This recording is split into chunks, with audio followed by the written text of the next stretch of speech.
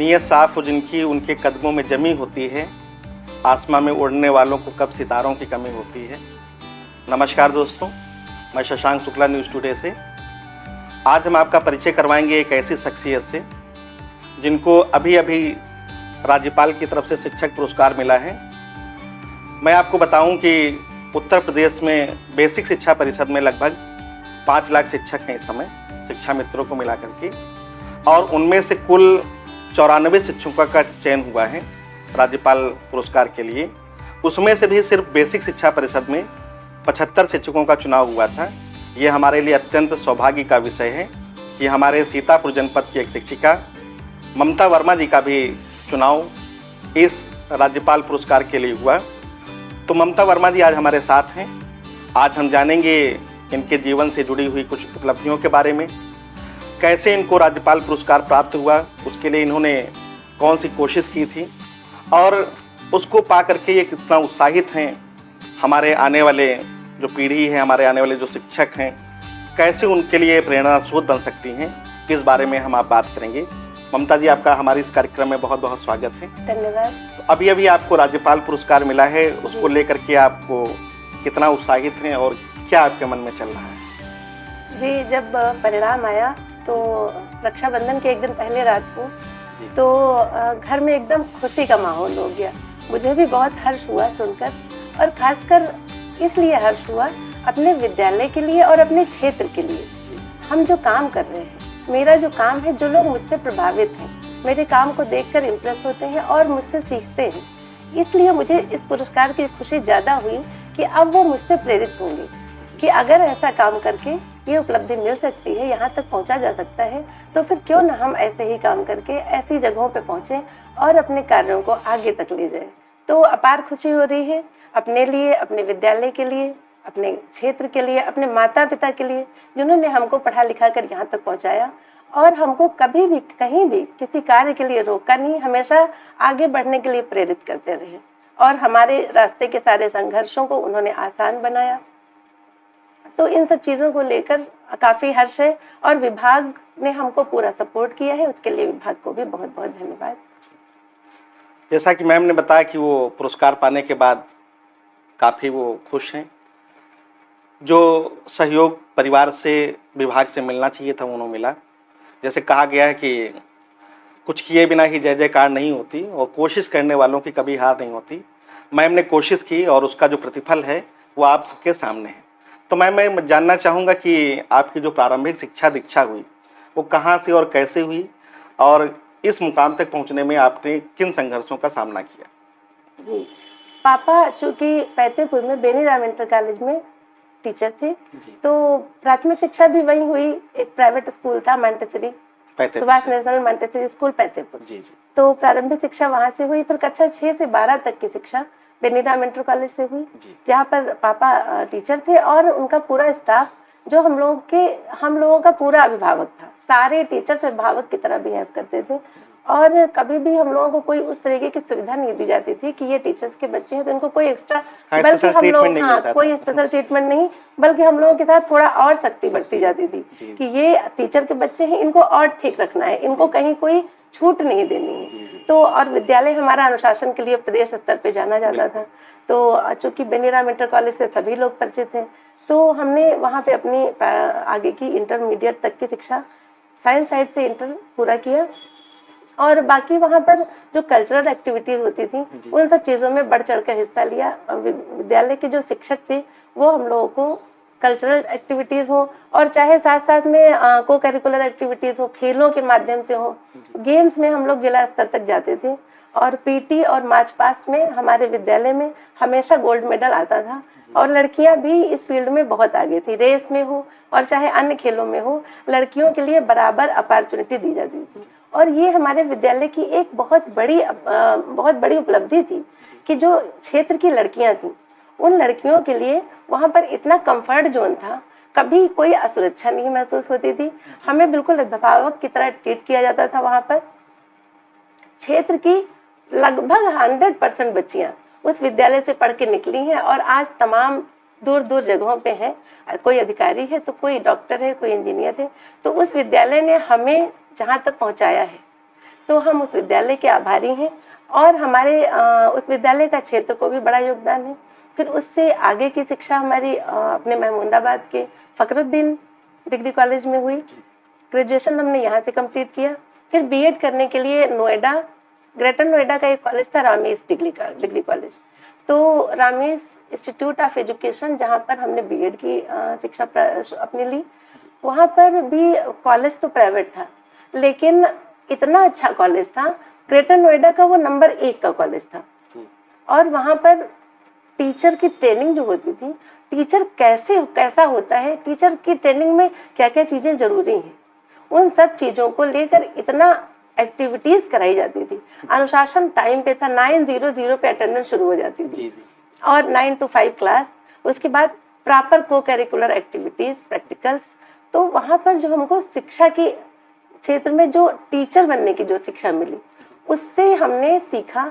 जब मैंने चूँकि ग्रेजुएशन के बाद कुछ दिन शिक्षा मित्र किया है, तो उसके बाद प्राइवेट भी पढ़ाया है। तो जब मैंने बीएड की ट्रेनिंग की, तब मुझे समझ में आया कि टीचर क्या होता है, टीचर को किस तरह से बच्चों के साथ ट्रीट करना चाहिए। ये ट्रेनिंग हमने बीएड से की। वहाँ के शिक्षकों ने हमको बच्चे का साइकोलॉजी है वो समझने को बताया कि आप बच्चे को किसी भी तरीके के तनाव के माहौल में, किसी भी तरीके के दंड से कभी कुछ नहीं सिखा सकते। जब तक उसको एक ऐसा वातावरण नहीं मिलेगा, जब तक वो खुशी के वातावरण में नहीं होगा, वो सीखेगा नहीं। अगर बच्चा खुश नहीं है तो हम पहले उसकी जड़ तक जाएं कि वो आखिर क्या समस्या है, कि कोई चीज़ वो सीख नहीं रहा है या फिर वो कक्षा में खुश क्यों नहीं है। सबसे ज़्यादा फोकस उन लोगों ने इस पर किया। चाइल्ड साइकोलॉजी हमने बहुत डीपली वहाँ पे सीखी और वहाँ के शिक्षकों का आज भी मुझ पर प्रभाव है। उन्होंने मुझे लाइब्रेरी की आदत डाली। किताबें पढ़ने के शौक तो पहले भी था साहित्य का, लेकिन मैंने अपनी टीचर ट्रेनिंग से सीखा कि साहित्य का जीवन में क्या महत्व है।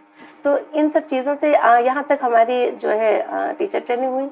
उसके बाद फिर आगे की शिक्षा दीक्षा होती गई और उसके बाद मैंने अनुदेशक पद पे ज्वाइन किया। फिर 2015 में अपने विद्यालय में सहायक अध्यापक के पद पे ज्वाइन किया। जी। तो जैसा कि अभी मैम आपको बता रही थी कि विद्यार्थी जीवन से ही काफ़ी एक्टिव रही हैं और जहाँ जहाँ ये पर पढ़ी हैं वहाँ पर पाठ्येतर जो सहगामी क्रियाएं थीं, जो एक्स्ट्रा करिकुलर एक्टिविटीज़ होती हैं, इनमें काफ़ी बढ़ चढ़कर ही हिस्सा लिया है और उसका प्रतिफल आपके सामने है। जो भी बच्चे इस तरह की एक्टिविटीज़ में हिस्सा लेते हैं, स्वाभाविक तौर पर वो अन्य लोगों से ज़्यादा आगे रहते हैं। तो अभी मैम ने बताया कि उनकी प्रारंभिक शिक्षा दीक्षा कहाँ से हुई, उसके बाद फिर उन्होंने कहाँ से ट्रेनिंग ली। आप मैम इस बेसिक शिक्षा विभाग में कब से हैं और ये जर्नी आपकी कैसी रही? अगर हम कहें कि बेसिक शिक्षा विभाग में कब से हैं, तो जर्नी काफ़ी लंबी है। ग्रेजुएशन करते ही सन 2003 में मेरा शिक्षा मित्र के पद पे ज्वाइनिंग हो गया।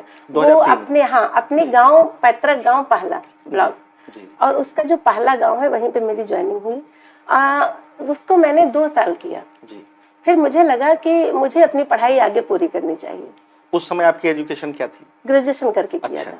उसमें तो इंटर लिया जाता है, लेकिन मेरा ग्रेजुएशन कंप्लीट होते होते मेरा शिक्षा मित्र हो गया था। 2 साल करने के बाद मुझे लगा अपनी आगे की पढ़ाई करना ज़्यादा जरूरी है, हम इससे बेहतर कुछ कर सकते हैं। तो फिर उसको मैंने वहाँ पे ड्रॉप किया और फिर बीएड किया। बीएड करने के बाद सन 2013 में अनुदेशक के पद पे ज्वाइन किया और अनुदेशक के पद पे भी 2 साल कार्य किया और 2015 में मेरा अपने विद्यालय में चयन हो गया। 2015 से मैं कंपोजिट विद्यालय गुधौरी में हूँ। पहले ये विद्यालय प्राथमिक और जूनियर अलग अलग था। 2020 से हमारा विद्यालय कंपोजिट हो गया है। तब से हम 2015 से और आज तक अपने विद्यालय में लगे हुए हैं। तो जैसा कि मैम हमारी टीम ने थोड़ा जानकारी की थी, पता चला कि जिस समय कोरोना का पीरियड चल रहा था और लोग काफ़ी डरे सहमे थे, घरों के अंदर दुबके हुए थे, उस समय भी आप विद्यालय जाती थी और सिर्फ विद्यालय नहीं, बाकी आप घरों घरों में जा करके बच्चों को पढ़ाने का आप काम करती थी। तो उस समय आपको डर नहीं लगा बीमारी से, या आपके मन में उस समय क्या भाव चल रहे थे कि मतलब बीमारी से ज़्यादा बच्चों की पढ़ाई जरूरी है? क्या भाव थे उस समय? चूँकि कोविड था, डरे हुए सभी लोग थे, हमको भी डर लगता था। लेकिन कुछ दिन 1-2 महीना, जब 1 महीना हो गया लॉकडाउन को, तो थोड़ा सा कुछ, चाहे हमारी आदत कहिए कि शांत बैठे बर्दाश्त नहीं होता है, तो मैंने क्या किया, सबसे पहले ऑनलाइन ग्रुप बनाया अपने विद्यालय का। जितने बच्चों के पास स्मार्टफोन थे, जिनके बच्चों के पास, चूंकि वो कोविड का समय था, लोग जो बाहर काम कर रहे थे वो घर आ गए थे, मजदूर वर्ग खासकर जिनके पास स्मार्टफोन थे, उनका मैंने नंबर लिया, एक ऑनलाइन ग्रुप बनाया, ऑनलाइन शिक्षा शुरू की। 2 महीने ये चली, 2 से 2.5 महीना। फिर वहाँ पे हमने कुछ एलुमनी ग्रुप बना दिए, कुछ यूथ क्लब बना दिए, जहाँ पे जगह जगह ग्रुप में पढ़ाई शुरू कराई। बच्चों को ऑनलाइन काम भेजते थे और वहाँ के जो हमारे पुराने छात्र थे उनको इससे जोड़ा, और उन बच्चों को छोटे छोटे ग्रुप में, 4-5 के ग्रुप में, घर ही के भाई बहन होते थे या फिर 2 घरों के बच्चे हैं एक साथ बैठे हैं। हालांकि उनको हमने पूरा प्रोटोकॉल बताया, आपको कैसे बैठना है, दूर दूर बैठना है, मास्क लगा के बैठना है। लेकिन हमारी उन पुराने बच्चों ने बड़ी मदद की, जिन बच्चों को हम पढ़ा के हमारे बच्चे विद्यालय से निकल चुके थे, उन बच्चों को हमने इससे जोड़ा। और इसके साथ साथ जब वो बच्चे जुड़े तो गांव के जो दूसरे यूथ थे, जो हमसे, जिन्होंने मुझसे पढ़ाई तो नहीं की थी, लेकिन उनको लगा कि कुछ अच्छा हो रहा है, क्यों ना हम उसके साथ जुड़ जाए। तो हमारी इस स्कीम से बाकी बहुत सारे गांव के यूथ जुड़े और उन्होंने फिर इसको एक बड़ा प्लान बना दिया। ये हमारा जो कोरोना का ऑनलाइन क्लास का कॉन्सेप्ट शुरू हुआ था, धीरे धीरे ये एक बड़ा रूप लेता गया और वहाँ पे कम से कम 10 जगहों पे 5-5, 10-10 बच्चों के ग्रुप में पढ़ाई शुरू हो गई। फिर विद्यालय खुले कोविड के बाद, और जैसे ही विद्यालय खुले मुझे देखना था कि मेरे बच्चे, हालांकि बीच बीच में मैं जाती थी देखने गर्मी की छुट्टियों में जब ऑनलाइन क्लास पढ़ाती थी, तो मैंने देखा कि कैसे बच्चे दूर दूर बैठ के पढ़ाई कर रहे हैं। उसके साथ साथ वो बच्चे को करिकुलर एक्टिविटीज भी कर रहे हैं। योगा भेजती थी मैं कि आपको ये वाला योगा आज करना है, ये वाला, उसके फोटो भेजने हैं हमको योगा करते हुए और एक्टिविटीज करते हुए। खासकर जब बच्चों को क्लासरूम में पढ़ाई होती है तो टीचर इंटरेक्ट कर रहा है, लेकिन वहाँ पर घर ही के भाई बहन है तो बच्चे थोड़ा कभी कभी कम मन लगाते हैं। तो उनके साथ उनको हमने कुछ ड्राइंग का, कुछ क्राफ्ट का काम दिया। तो जब बच्चे ये सब करने लगे तो उनको मजा आने लगी। तो इन्हीं सब कार्यों के साथ साथ जब विद्यालय खुला और हम वापस विद्यालय गए तो हमने वहाँ पर क्या किया, जो बच्चे विद्यालय आते थे वो हमारे विद्यालय, और बहुत सारे बच्चे जो प्राइवेट स्कूलों में पढ़ते थे, लेकिन बच्चे तो सभी थे, पढ़ना सबको था। तो मैंने सारे बच्चों के घरों की वॉल पे पढ़न लर्निंग सामग्री पेंट कराई, और वो उन्हीं बच्चों ने पेंट की जो बच्चे थोड़ा बड़े थे, पढ़ते थे या फिर यूथ क्लब में पढ़ाते थे। तो फिर इस तरीके से जो हमारी तब मिशन प्रेरणा चल रहा था, और मिशन प्रेरणा के संबंधित जो भी लर्निंग सामग्री थी हमने वो सारा पेंट करा दिया। वो चाहे छोटा बड़ा हो, गिनतियाँ हो या वर्णमाला हो, कोई भी चीज़ें हो, पहाड़ों बच्चों ने पहाड़ी की बहुत सारी एक्टिविटीज़ उन पेंटिंग से करी, सीखी। वहाँ पे तमाम खेल बच्चों ने बना लिए, एक ढकते थे गिनती तो दूसरा पूछता था, और वो लिखी रहती थी। तो उसके साथ साथ क्या होता था, कोई पढ़ा रहा नहीं पढ़ा रहा, वो अपने घर में अपने आप उससे खेल रहे हैं। तो इन सब चीज़ों से हमारे गांव में एक पढ़ाई का माहौल बना। गांव के लोगों ने देखा कि कुछ अच्छा हो रहा है। तो ये कोविड के समय में जो हमने शिक्षा का माहौल तैयार किया, उससे हमारे गाँव की महिलाएं भी बहुत प्रेरित हुई और हमने महिला साक्षरता अभियान शुरू किया। तो हमारे गांव के लगभग 50 से अधिक महिलाएं साक्षर हुई उस समय में, और आज हमारा गांव गोधौरी पूरी तरह से साक्षर है। हमारी एसएमसी में कोई भी अंगूठा नहीं लगाता है, सभी माता अभिभावक साइन करती हैं, और हमारे गांव में बहुत बुजुर्ग जिनको हाथ जिनका हिलता हो, ऐसे लोग बहुत आखिरी पे जो है शायद वो न लिख पाते हो, बाकी सभी अपना नाम लिख लेते हैं, अपने बच्चों का नाम, अपने माता पिता का नाम, सभी गार्जियन लिख लेते हैं।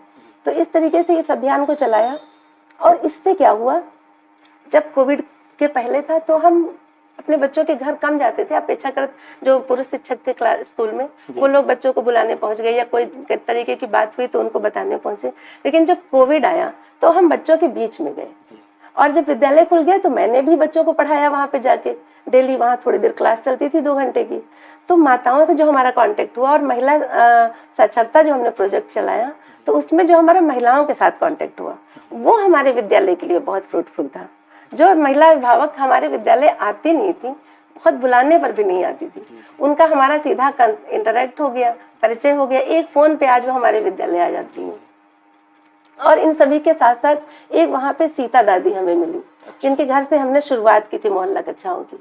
तो उनको हमने विद्यालय सखी के तौर पे बनाया, और आज भी वो हमारे विद्यालय के लिए जितने भी जागरूकता अभियान होते हैं उसमें वो बराबर पार्टिसिपेट करती हैं। बच्चों की उपस्थिति के लिए वो सुबह सुबह उठ के पूरे मोहल्ले के बच्चों को स्कूल के लिए तैयार करना, उनको बोलना, जो नहीं जा रहा उसका कारण जानना, और अगर महिला अभिभावकों को बुलाया है, अगर कोई नहीं आ रहा उनको प्रेरित करना, ये सारा काम वो हमारी जो सीता दादी हैं वो करती हैं, और जिले तक उनको बहुत अप्रिशिएट किया गया है। इस तरीके से विद्यालय और गांव के लोगों को, अभिभावकों का हमारे विद्यालय के प्रति विश्वास पैदा हुआ। बहुत सारे लोगों ने हमारे विद्यालय को डोनेट किया, हमें बहुत सारा रिसोर्स मिला।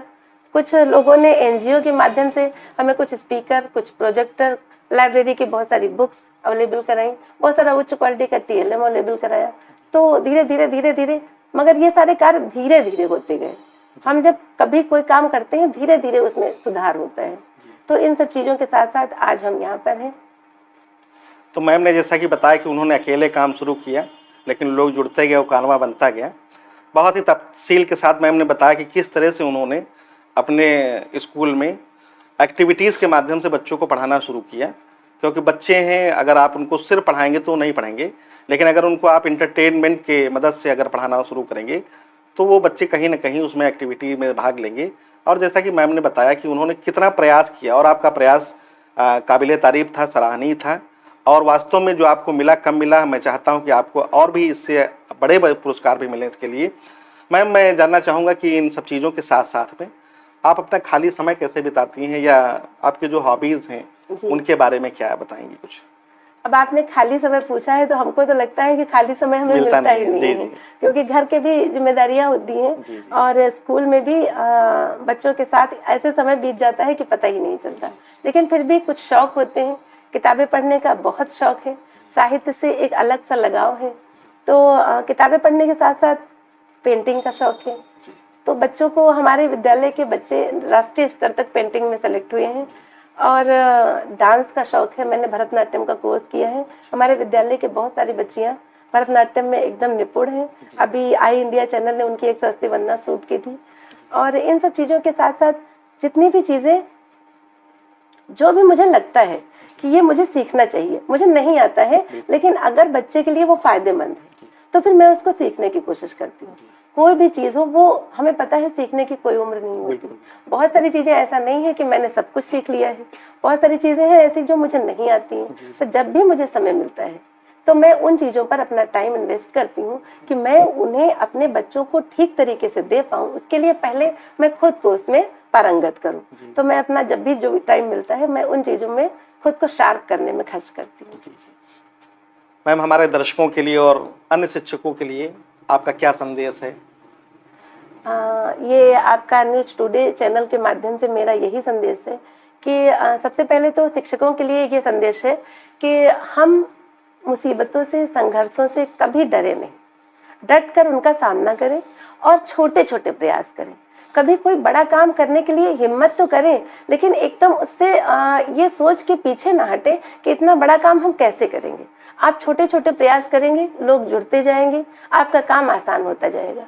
मैंने अपना विद्यालय 38 बच्चों से शुरू किया था। आज हमारे विद्यालय में 155 बच्चे हैं।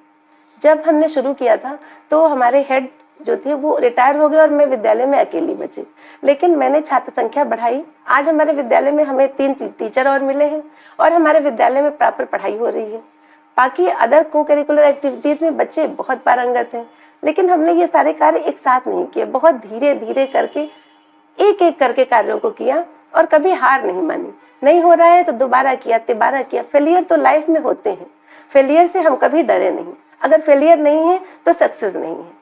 तो इन सब चीज़ों के साथ साथ हमारा बालिकाओं के लिए एक विशेष संदेश ये है कि आप कभी भी रुके नहीं, हमेशा आगे बढ़ते रहें। वो चाहे शिक्षा हो, चाहे कोई और डिपार्टमेंट हो, आपके जो शौक है आप उसको अपना पैशन है, उसको अपना करियर बनाइए तो आप बहुत आगे जाएंगे। और अगर आपके मार्ग में कोई बाधाएं हैं, आप अपने माता पिता पर विश्वास रखिए, उनसे बात करिए, कभी भी बोलने में पीछे मत रहिए। अपनी बात को जब आप प्रॉपर तरीके से कहेंगे तो आपके माता पिता भी आपको समझेंगे। और अभिभावकों से मेरा यही संदेश है कि बालकों के साथ साथ बालिकाओं को भी आप कहीं भी किसी से कम मत समझिए। बालिकाओं को आप जरा सा धक्का देंगे, बालिकाएं आपका नाम रोशन कर देंगी। तो आप सभी का बहुत बहुत धन्यवाद। और इन्हीं सब शब्दों के साथ थैंक यू। अभी आप देख रहे थे हमारी खास पेशकश, हमारे साथ थी सहायक अध्यापिका गोधौरी की ममता वर्मा जी, ब्लॉक महमूदाबाद, जिला सीतापुर से। आपको अभी अभी राज्यपाल पुरस्कार से सम्मानित हुआ है। हम आपके भावी जीवन की कामना करते हैं। आप चाहते हैं कि आप उत्तरोत्तर प्रगति की ओर अग्रसर रहें, आप इस तरह से और भी पुरस्कार जीतते रहें और समाज का नाम रोशन कर रहे हैं। आपका बहुत बहुत धन्यवाद। Thank you.